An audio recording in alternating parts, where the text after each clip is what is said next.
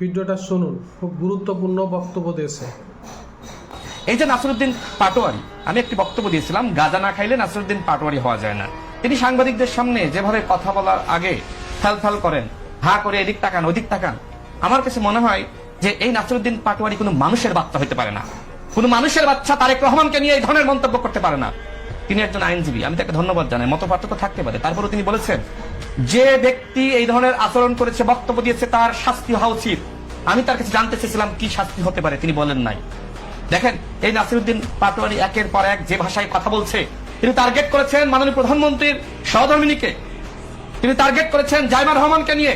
তার একটা বক্তব্য নিশ্চয়ই আপনি শুনেছেন, তিনি বলেছেন যে বউকে দিয়েছে হাসপাতালে, মেয়েকে দিয়েছে ফুটবল খেলায়, আর নিজে বৃষ্টি বিলাস করছে। কত বড় বেয়াদব! ওর মতন বেয়াদব বাংলাদেশের ইতিহাসে আমি দেখি নাই। দেখেন, আমি সেটা বলবো, রাস্তা দিয়ে যে সময় শুয়োরের বাচ্চা হেঁটে যায় না, এদেরকে যদি আপনি মানুষের বাচ্চা হিসেবে দেখেন, আপনি ভুল দেখবেন। আজকে কতিপয় ব্যক্তি শুয়োরের বাচ্চার মতো রাজনীতি করছে।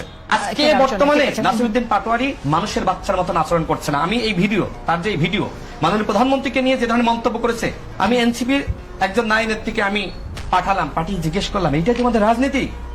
এইটাই তোমরা চাও? এইটাই কি পরিবর্তন? এইটাই সংস্কার? আজকে ধান্দাবাজি আমরা দেখি নাই? তারা 18 মাসে কি করেছে? 18 মাসে সেই বন্দর মাসুদ নাম কেন হয়েছিল? গণ অভ্যুত্থানের নায়ক মাসুদ কেন নাম হলো বন্দর মাসুদ? দুঃখ লাগে। কেন থানা থেকে চাঁদাবাজদেরকে ছাড়িয়ে আনতে গেল? বলেন, এইটা কি রাজনীতি? আমরা এইটা চেয়েছিলাম? নাহিদ ইসলামের কাছ থেকে এইটাই প্রত্যাশা করেছিলাম? যাদেরকে আপনি বললেন স্বাধীনতা বিরোধী শক্তি, 71 দায় নিবেন না, সেখানে চলে গেলেন কেন?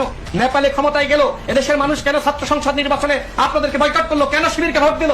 ঠিক আছে, তারেক রহমান বাংলাদেশের মানুষের আবেগ ভালোবাসার জায়গায় রয়েছে। তিনি দেশকে পরিবর্তন করার জন্য যেভাবে কথা বলছেন, তিনি 9টা থেকে অফিস করছেন, তিনি দেখবেন যে জেমে চড়ে মানুষের সাথে যাচ্ছেন, তার তো নিরাপত্তাহীনতা আছে। তিনিও বললেন, ওই সময় তার মেরুদণ্ড ভেঙে যায়। তুমি নাসিরউদ্দিন পাটোয়ারি, তোমাকে তো কখনো গ্রেফতার করেছে আমরা দেখি নাই।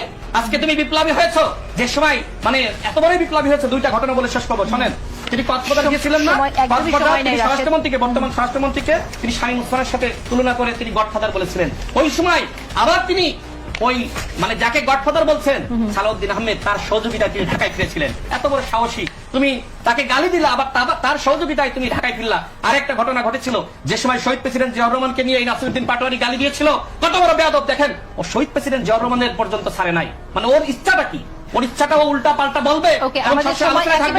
ওই সময় চাঁদপুরে যাবে পরের দিন এই বক্তব্য দেওয়ার পরে। সে সময় জনাব সালাউদ্দিন আহমেদকে আপনার সিয়ারির সময় ফোন দিয়ে তার কাছ থেকে সহযোগিতা নিয়ে এরপরে চাঁদপুরে গিয়েছে। আজকে এত বড় বিপ্লবী, কিন্তু